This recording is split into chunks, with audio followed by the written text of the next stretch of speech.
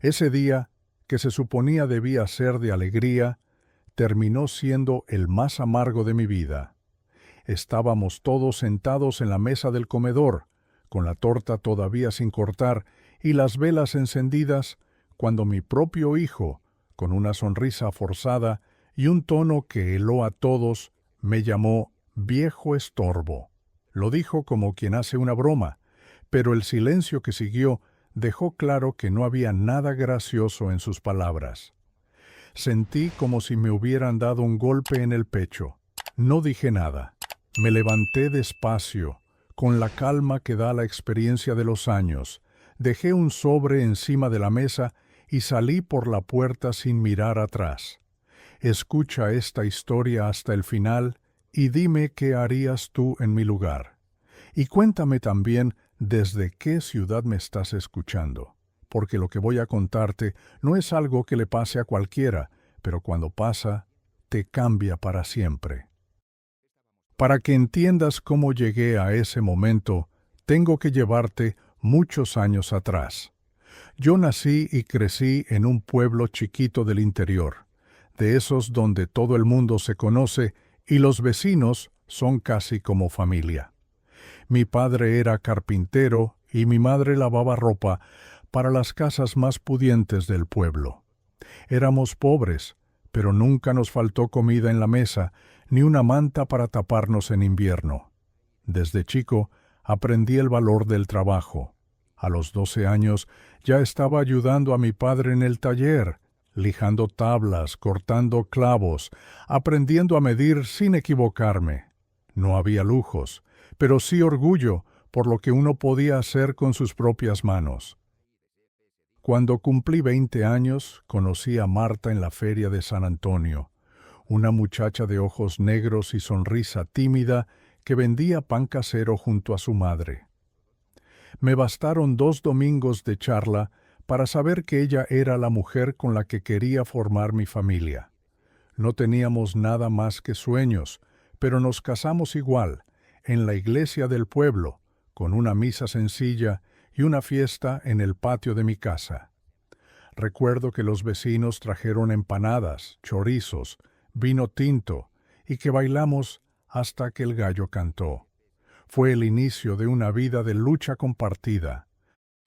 Al principio alquilábamos una piecita en la casa de una tía de Marta, mientras yo trabajaba de peón de albañil y ella cosía ropa para vender en el mercado.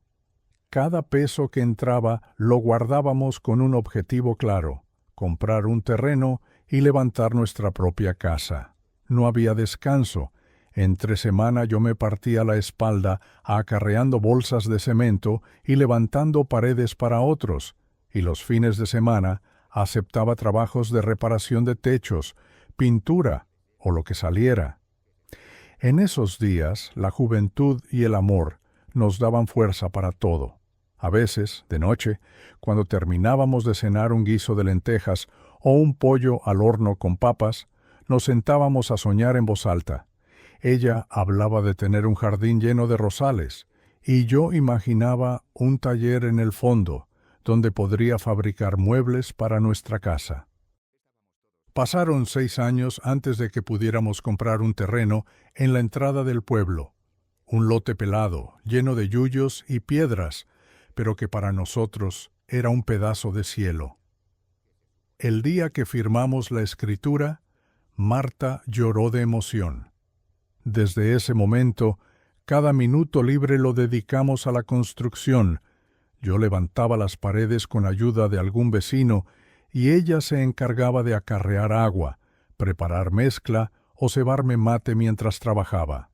Nos llevó 3 años tener la casa lista y aún así seguíamos sumando mejoras. Primero el techo de chapa, luego el revoque, después el piso de cerámica que Marta había elegido en la feria de la capital. Cuando nació nuestro hijo Julián, yo ya sentía que todo el sacrificio valía la pena. Le construí una cuna de madera con mis propias manos y pasaba horas mirándolo dormir, jurándome que nada le faltaría. Con Marta hicimos lo imposible para que pudiera estudiar. Aunque a veces no teníamos más que pan y mate para la cena, él siempre tuvo sus útiles, su ropa limpia y zapatos nuevos al empezar el año escolar. Que no sufra lo que nosotros sufrimos, repetía Marta. Y así fue como Julián creció con la certeza de que sus padres darían todo por él. El tiempo pasó y las cosas cambiaron. Julián se fue a la ciudad para estudiar en la universidad, y nosotros nos quedamos solos en la casa que habíamos construido con tanto esfuerzo. Marta se enfermó cuando él estaba en su último año, y fueron meses duros de médicos, remedios caros y noches sin dormir. La cuidé hasta su último aliento, y cuando partió sentí que una parte de mí se fue con ella. Julián vino al entierro, claro, pero al poco tiempo volvió a la ciudad. Empezó a visitarme menos, al principio una vez por mes, luego cada 2, hasta que sus apariciones se limitaron a fechas especiales. Yo trataba de no molestar, de no llamar demasiado, de pensar que tenía su vida y sus problemas, pero poco a poco fui notando que algo había cambiado en él. Ya no me miraba como antes, ya no preguntaba cómo estaba, ya no se sentaba conmigo en la galería a tomar mate y charlar del pueblo. Empezó a hablar de la casa como si fuera suya, de arreglos que haría cuando yo ya no estuviera. Y yo, que siempre había creído que el amor de un hijo era incondicional, comencé a sentir un frío en el alma que nada podía calentar. Hasta que llegó ese cumpleaños. 74 años cumplía yo.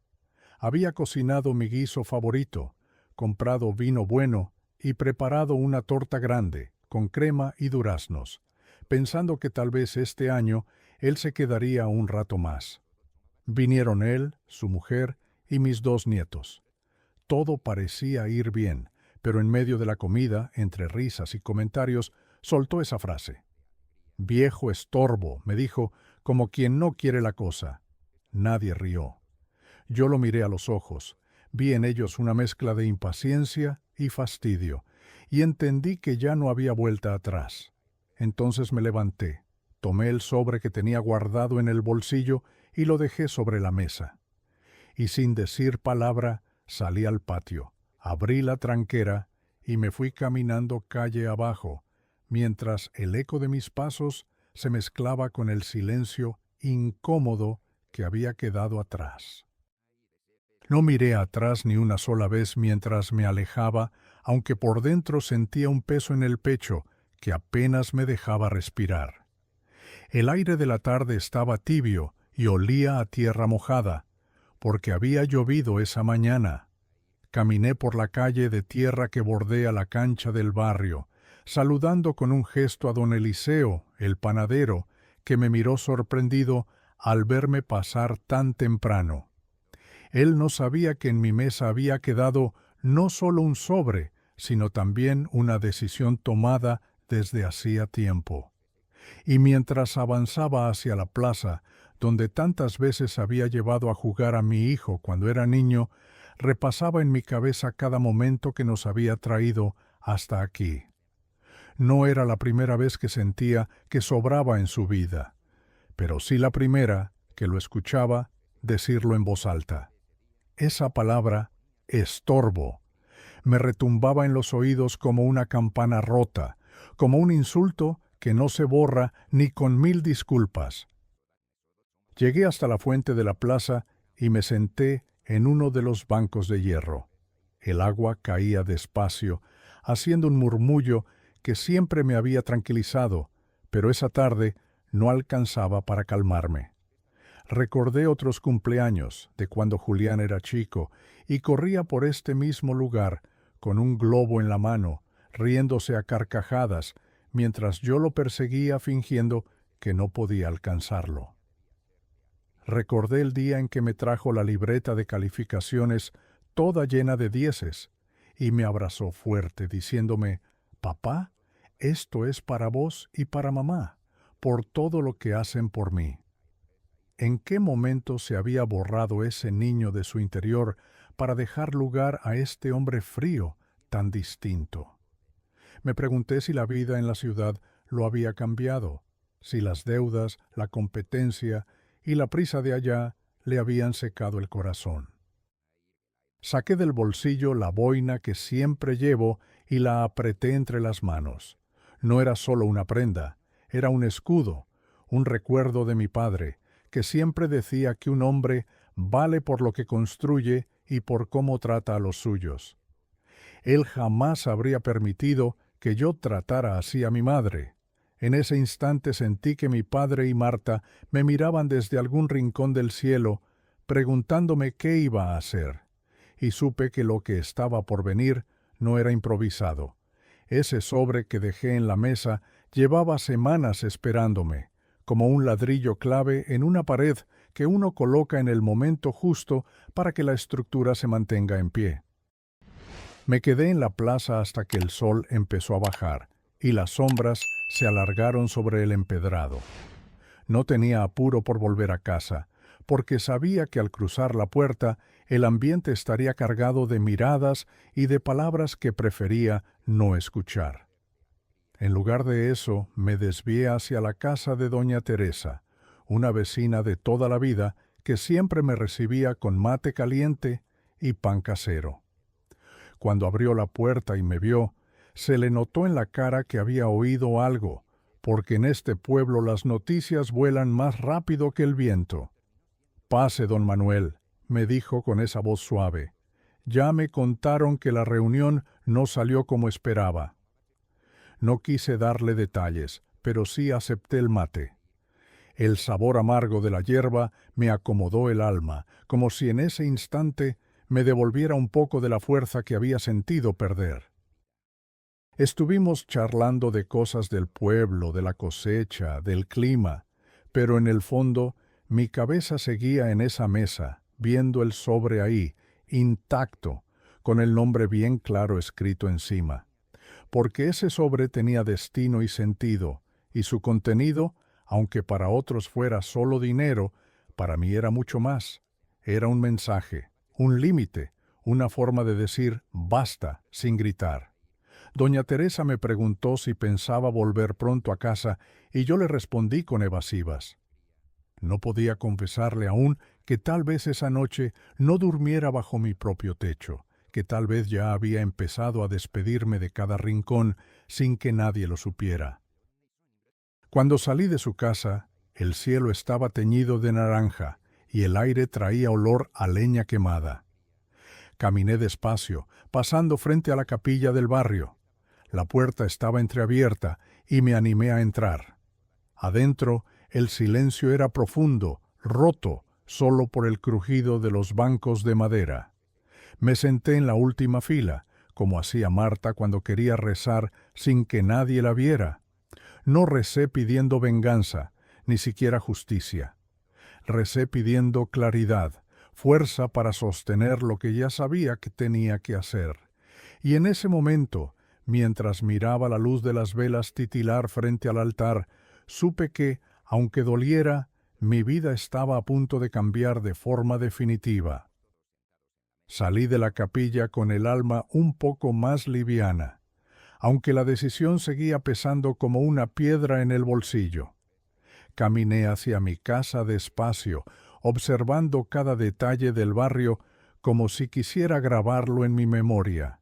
Los jacarandás florecidos, las veredas irregulares, el sonido lejano de un acordeón que alguien tocaba en una cocina con la ventana abierta. Me crucé con don Raúl, mi compadre, que iba en bicicleta cargando una bolsa de naranjas. Me saludó levantando la mano, pero no se detuvo. Seguramente también había oído algo y prefería no meterse. En los pueblos es así, todos saben, pero pocos se atreven a preguntar de frente.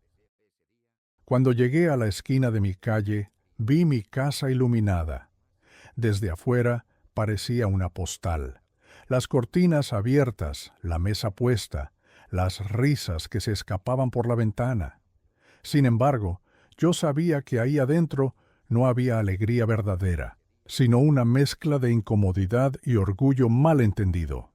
Abrí la puerta despacio, Y como esperaba, la conversación se cortó de golpe. Mi nuera me miró de reojo, y Julián, que estaba sentado con los codos sobre la mesa, fingió estar concentrado en cortar un pedazo de torta. Los chicos, mis nietos, me sonrieron con inocencia, ajenos a todo lo que se estaba cocinando entre los adultos.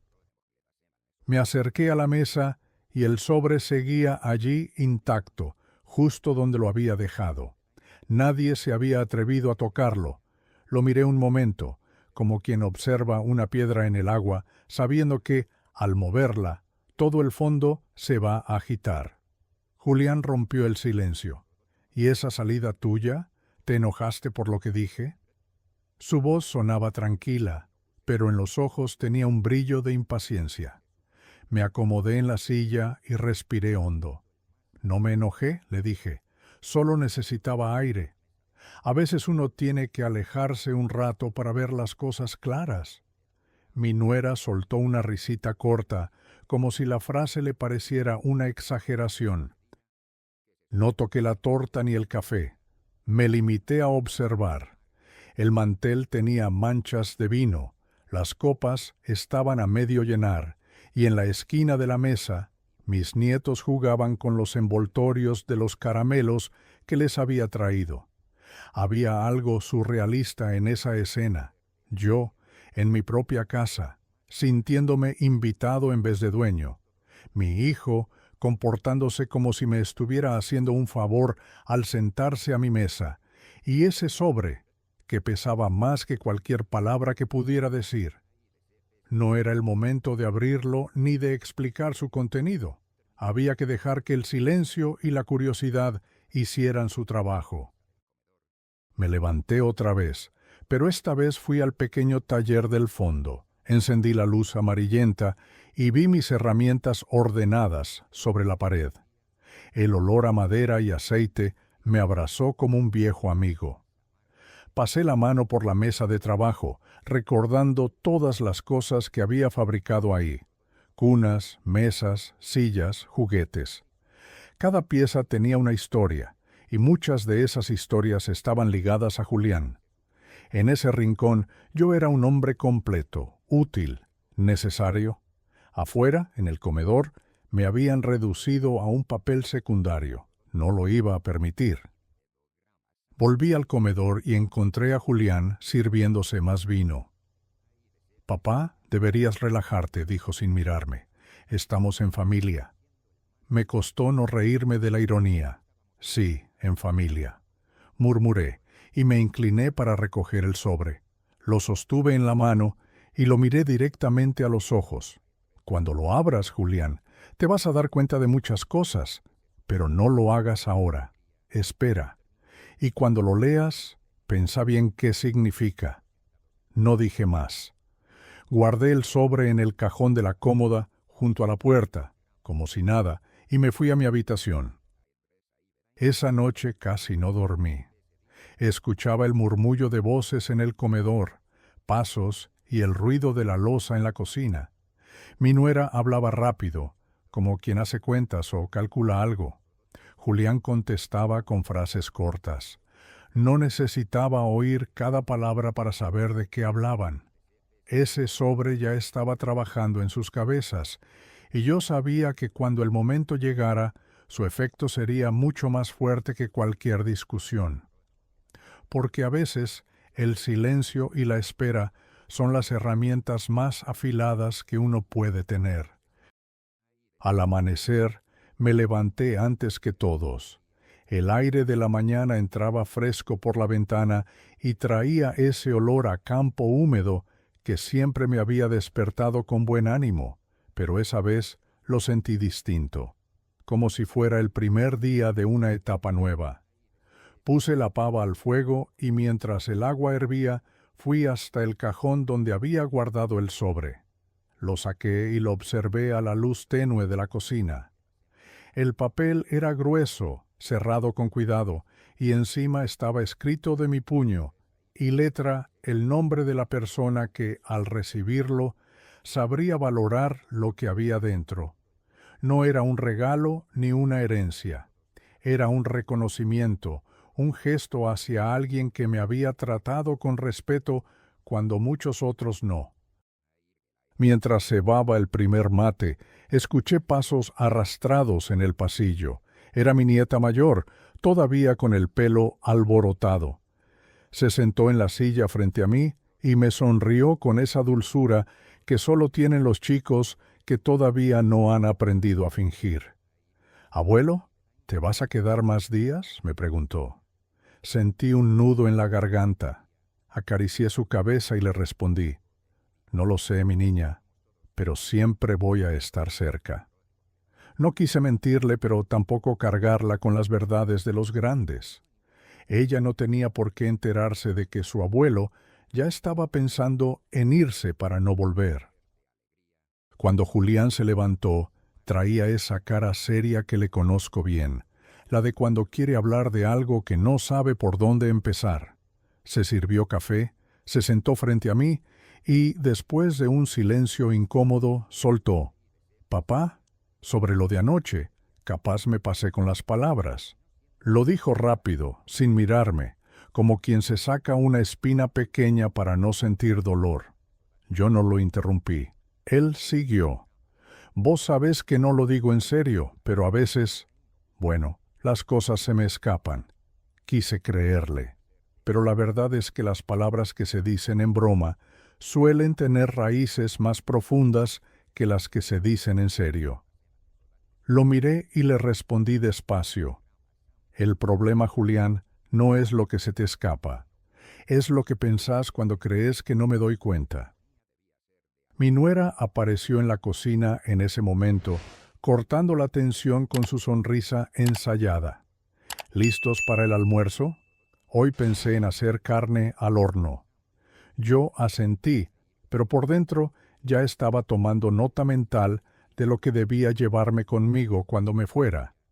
No iba a discutir ni a dar explicaciones. Solo iba a preparar mi salida con la misma paciencia con la que durante años preparé cada ladrillo de esta casa. En la sobremesa, los chicos jugaron en el patio y nosotros nos quedamos en la mesa. Julián habló de deudas, de arreglos en la casa, de lo difícil que estaba todo. Era evidente que su mente estaba más puesta en los problemas económicos que en la relación con su padre. Y yo, en silencio, empecé a atar los cabos. Esa tarde salí a caminar por el barrio. Saludé a don Eliseo, que me ofreció pan calentito, y pasé por la tienda de doña Marta, donde compré un paquete de yerba y unas galletas. Me detuve un momento frente a la estación del tren, donde tantos años atrás había visto partir a Julián rumbo a la ciudad con una valija llena de ropa y otra de ilusiones.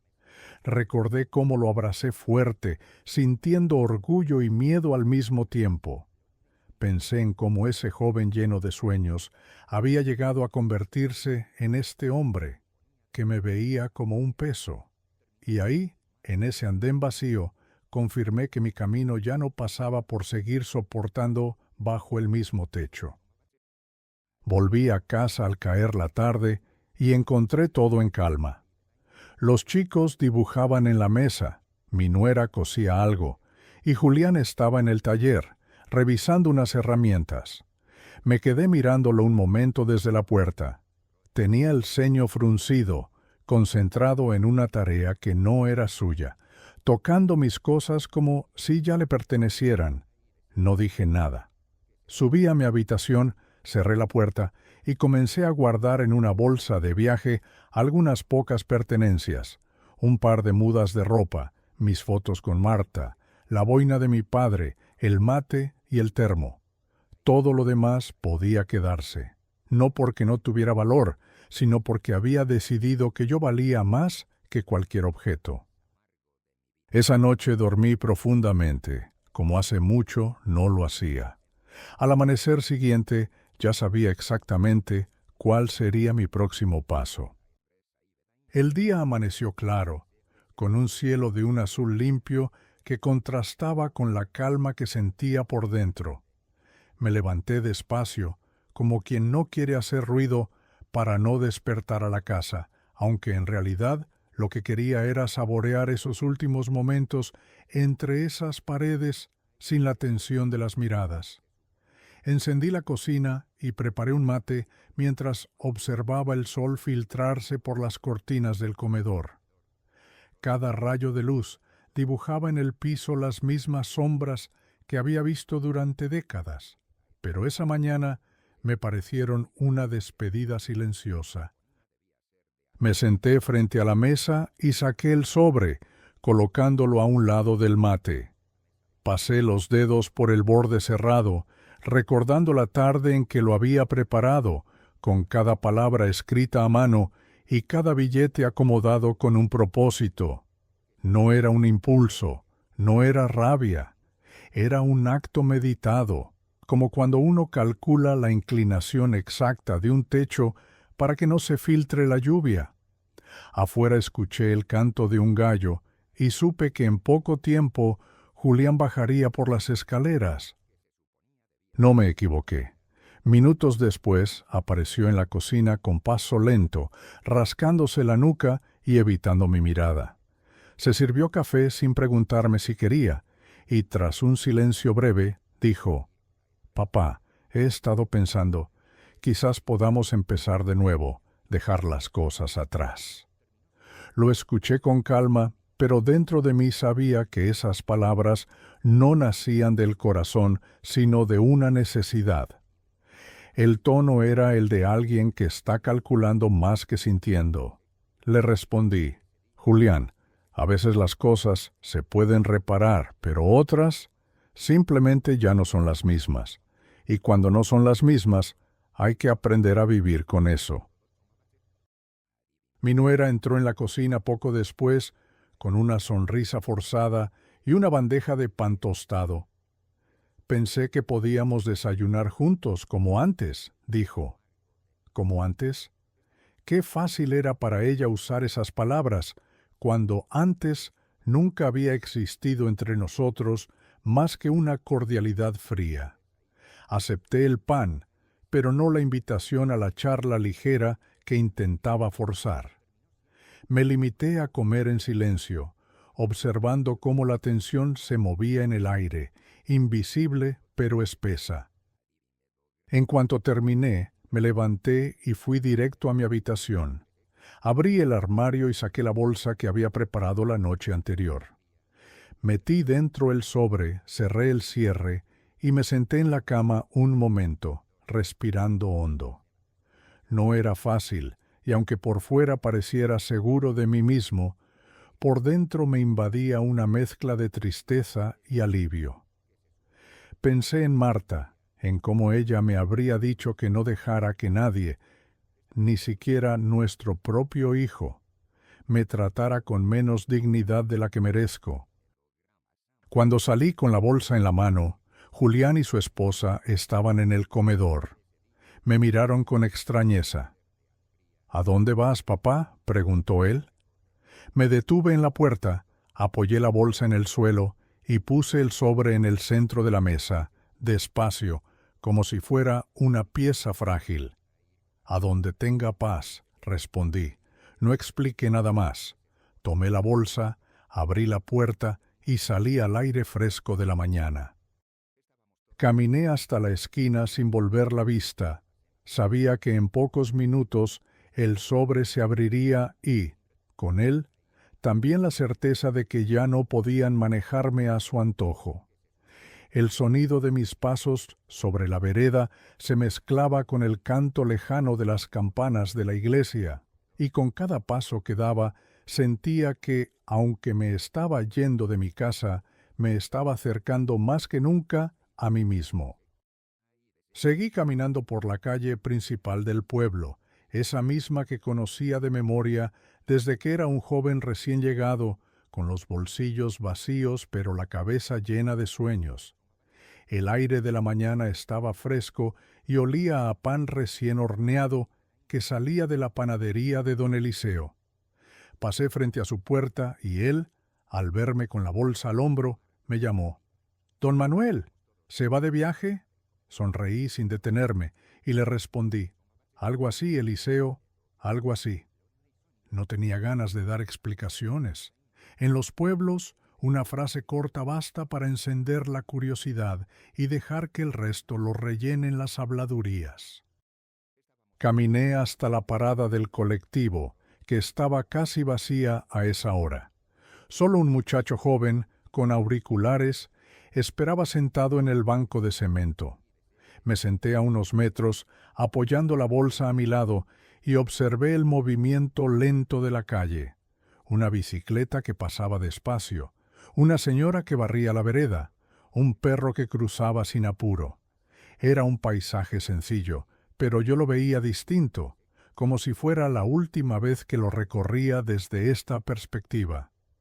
En el bolsillo interno de la chaqueta llevaba el documento, algo de dinero para el viaje, y lo más importante, un papel doblado con una dirección escrita a mano. Era el lugar donde pensaba empezar mi nuevo capítulo. Mientras esperaba, pensé en el momento en que Julián abriera el sobre. Lo imaginaba rompiendo el papel con esa mezcla de impaciencia y desconfianza, mirando el contenido y tardando unos segundos en comprender lo que tenía en las manos. Dentro no solo había dinero, sino también una carta breve, escrita con mi letra clara, donde decía: «Esto es para quien me trató con respeto cuando más lo necesitaba, no para quien me vio como una carga». No puse nombres, pero era imposible que no entendiera el mensaje. Ese sobre no era un castigo económico, era un espejo en el que tendría que mirarse. El colectivo llegó puntual y subí con paso firme. El chófer, un hombre canoso que me conocía desde hacía años, me preguntó si iba a la capital. Asentí. Pagué el pasaje y me senté junto a la ventana, desde donde podía ver cómo las casas del pueblo se iban quedando atrás. Sentí una mezcla rara de nostalgia y alivio, como cuando uno deja un trabajo donde sufrió mucho, pero también hizo buenos recuerdos. El asiento estaba duro, el motor vibraba bajo mis pies, y sin embargo me sentía más ligero que en mucho tiempo. A mitad de camino, mientras el campo se extendía en verdes y ocres interminables, me acordé de la primera vez que llevé a Julián a la capital. Era apenas un adolescente y yo lo acompañaba para que se inscribiera en la universidad. Recuerdo que en ese viaje me habló de todos sus planes, de cómo algún día me devolvería con creces el sacrificio. Lo escuchaba y sentía que todo valía la pena. No podía imaginar que, años después, terminaríamos así. Yo alejándome, no para dejarlo crecer, sino para salvarme a mí mismo. El colectivo entró en una curva y a lo lejos apareció el letrero que anunciaba la llegada a la ciudad. En mi pecho, el corazón latía tranquilo. No llevaba riquezas ni muebles, pero llevaba lo más importante, mi dignidad intacta. Afuera, la vida seguía su ritmo, y yo, por primera vez en mucho tiempo, sentía que volvía a ser dueño del mío.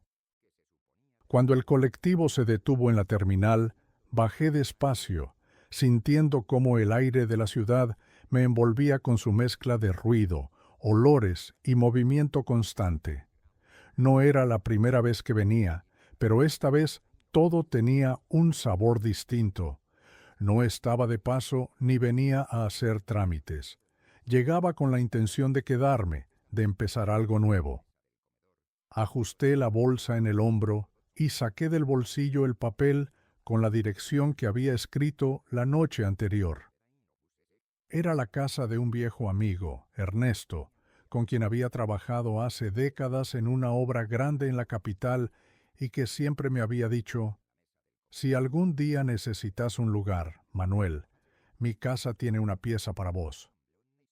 Tomé un taxi y durante el recorrido me quedé mirando por la ventanilla cómo las calles se sucedían una tras otra, llenas de gente apurada, vendedores ambulantes y colectivos que frenaban en cada esquina. El conductor intentó conversar, preguntándome de dónde venía. Le respondí con lo justo, porque tenía la cabeza en otro lado. Pensaba en cómo estaría ahora mismo Julián, con el sobre abierto sobre la mesa y la carta en la mano. Imaginaba su cara al leer cada palabra y sentir ese golpe seco de darse cuenta de que lo que había perdido no era dinero, sino algo mucho más difícil de recuperar. Llegamos a la casa de Ernesto, una construcción antigua pero bien cuidada, con rejas verdes y un limonero en la entrada. Me recibió con un abrazo fuerte, de esos que no necesitan muchas palabras. «Pasa, hombre, esta es tu casa», me dijo, y yo sentí un alivio que me recorrió entero. Me mostró la pieza, una cama simple, una mesa de luz y una ventana que daba al jardín. No necesitaba más. Dejé la bolsa en un rincón y me senté en la cama, sintiendo por primera vez en años que estaba en un lugar donde no tenía que justificar mi presencia. Esa tarde, mientras Ernesto preparaba unos mates, salí al jardín y me quedé mirando el limonero. El aire traía un perfume fresco, y las ramas cargadas de fruta me recordaron a los veranos con Marta, cuando ella me pedía que bajara limones para hacer su limonada casera. Cerré los ojos y por un instante sentí que estaba de vuelta en el patio de mi vieja casa, escuchando su voz. Me di cuenta de que los recuerdos no podían quitármelos, por más que las paredes que los habían visto nacer quedaran en otras manos. Ernesto me contó que necesitaba ayuda para reparar una cerca del fondo y que, si quería, podía darle una mano en algunos arreglos de la casa. No lo pensé dos veces, acepté encantado. El trabajo manual siempre había sido mi refugio, y ahora sería también una forma de agradecerle su hospitalidad. Esa noche cenamos juntos un guiso espeso que él había preparado, acompañado de pan recién horneado. Me sentí en familia, pero una familia distinta, la que uno elige, no la que le toca por sangre. Al acostarme, ya tarde, me quedé mirando el techo mientras escuchaba el silencio de la noche, interrumpido apenas por algún perro lejano. Me pregunté si Julián intentaría llamarme. El teléfono estaba en la mesa de luz, pero no lo había revisado desde la mañana. No sabía si quería escuchar su voz todavía. Por primera vez en mucho tiempo, tenía claro que no necesitaba correr a resolverle nada, y con ese pensamiento me dormí, sabiendo que el día siguiente sería mío y solo mío. A la mañana siguiente me desperté con el canto de los pájaros en el limonero y un rayo de sol colándose por la cortina. Era un despertar distinto, sin el peso de las miradas frías ni de las palabras hirientes. Me quedé un momento en la cama, disfrutando del silencio amable de la casa de Ernesto. Ese silencio que no incomoda, sino que abraza. Cuando salí al patio, él ya estaba cebando mate y me lo alcanzó con una sonrisa.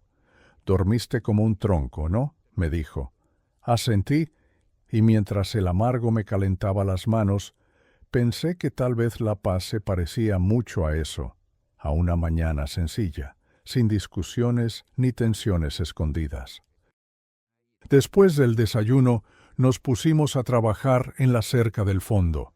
El olor a madera recién cortada y el sonido de los clavos al golpearme devolvieron a mis años más jóvenes. Sentía el cuerpo cansarse, pero de ese cansancio bueno, el que te deja satisfecho al final del día. Mientras ajustaba unas tablas, le conté a Ernesto un poco de lo que había pasado, aunque sin entrar en todos los detalles. Él escuchó sin interrumpir, con esa paciencia que tienen los amigos de verdad. Solo me dijo: «Manuel, a veces la familia no está en la sangre, sino en los actos».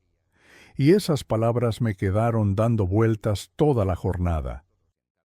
Al mediodía, mientras almorzábamos unas milanesas con ensalada, escuché el teléfono vibrar en mi bolsillo.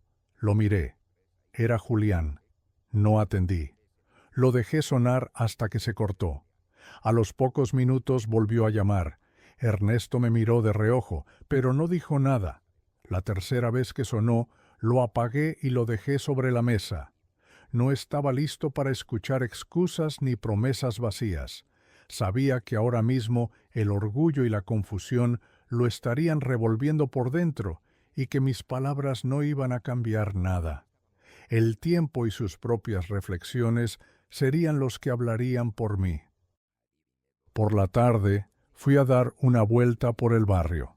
La capital es distinta al pueblo, las calles siempre llenas, el ruido constante, los olores a comida que se mezclan en cada esquina. Me detuve frente a una carpintería y me quedé mirando por la ventana cómo un joven trabajaba con dedicación sobre una pieza de madera. El olor a aserrín me golpeó con fuerza, y por un momento tuve la tentación de entrar y ofrecerme para ayudar. Tal vez más adelante, pensé. Por ahora, lo importante era recuperar mi lugar en el mundo, aunque fuera paso a paso. Cuando volví, Ernesto estaba sentado en el patio con dos vecinos, tomando mate y charlando. Me invitó a sentarme y me presentó. Ellos me recibieron como si me conocieran de siempre, preguntando de dónde venía, qué hacía, cómo estaba. Me sorprendió lo fácil que fue sentirme incluido.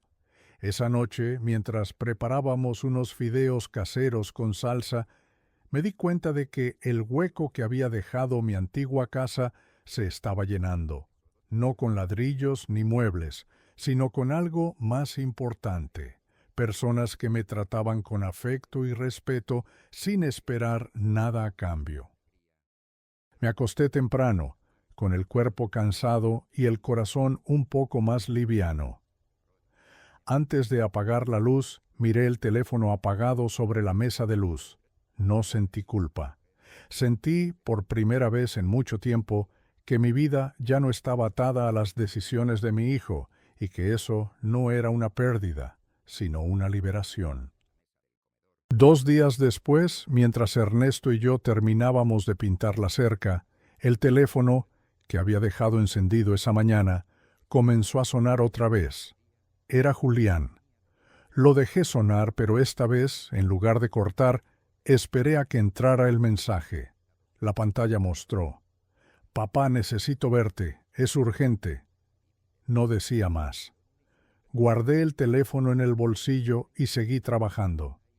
Ernesto, que me conoce la mirada, no dijo nada, pero sé que entendió.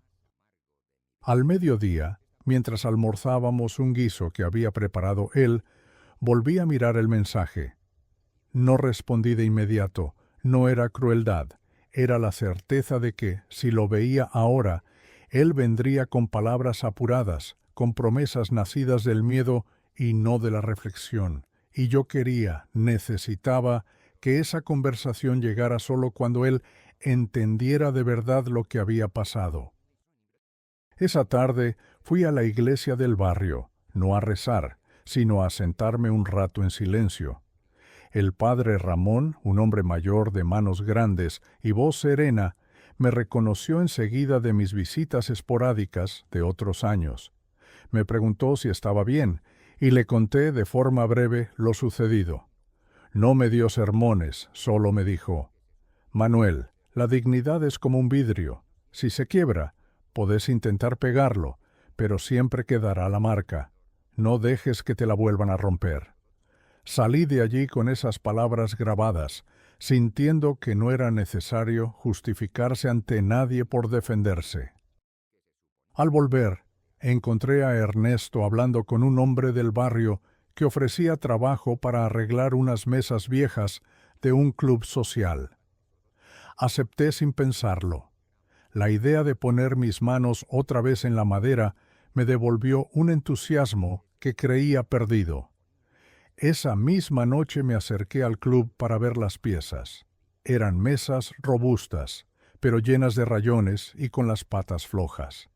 El presidente del club, un hombre amable llamado Pedro, me dio total libertad para dejarlas como nuevas. Ese encargo, aunque pequeño, me hizo sentir útil y, sobre todo, dueño de mi tiempo. Al día siguiente, mientras lijaba una de las mesas, el teléfono volvió a vibrar. Era un nuevo mensaje de Julián. «Papá, no es por la plata. Necesito hablar contigo. Puedo ir donde estés». Me quedé mirando esas palabras un buen rato. No respondí todavía, pero algo en el tono era distinto, como si el peso de los días sin contacto empezara a hacer mella en él. Decidí esperar una noche más. Esa noche, al sentarme en el patio con Ernesto a tomar un mate bajo la luz amarilla de la lámpara, sentí algo que no había sentido en mucho tiempo: tranquilidad verdadera. Afuera, la ciudad seguía con su ruido, pero dentro de esas paredes había calma, y yo me aferraba a ella como quien se cubre con una manta en invierno. El sobre ya estaba lejos, la casa también, pero yo estaba exactamente donde debía estar. You said, continue with the next part, finish, and in the end ask to write in the comments where they are from. To like video, subscribe if they watched till the end. ChatGPT said, a la mañana siguiente, mientras terminaba de ajustar la última pata de una de las mesas del club, recibí una llamada de un número desconocido. Atendí sin pensar, y era Julián. Su voz sonaba más baja, como si cargara un peso encima. «Papá, estoy en la terminal de la capital. Necesito verte, por favor». Dudé unos segundos, pero finalmente le dije dónde encontrarme. Colgué sin más. No sentí ansiedad ni enojo. Sentí que el momento que había estado evitando por semanas había llegado, y yo estaba listo. Una hora después lo vi entrar por el portón del club. Caminaba despacio, con las manos en los bolsillos y la mirada clavada en el piso. Cuando se acercó, lo invité a sentarse en una de las mesas recién reparadas. Por un momento no dijo nada, y luego, casi en un susurro, soltó: «Papá». Abrí el sobre, y me dolió más de lo que pensé, no por lo que había dentro, sino por lo que significaba. Lo miré en silencio, dejándole espacio para continuar. Me di cuenta de que estuve equivocado, que te traté como si fueras un mueble viejo, y que por mi orgullo perdí algo que el dinero no puede comprar. Tomé aire y le respondí despacio: «Julián, el dinero va y viene. La dignidad, el respeto, eso no se recupera tan fácil. No vine aquí a vengarme, vine a salvarme. Vos elegiste tu camino y yo elegí el mío. Si querés, todavía podemos encontrarnos en algún punto, pero será con otras reglas». Él asintió, con lágrimas contenidas. «Quiero intentar, papá, aunque sé que no puedo borrar lo que pasó». Le puse la mano en el hombro y le dije: «Eso dependerá de lo que hagas de ahora en adelante, no de lo que digas hoy». Nos despedimos sin promesas vacías, con un apretón de manos largo y sincero.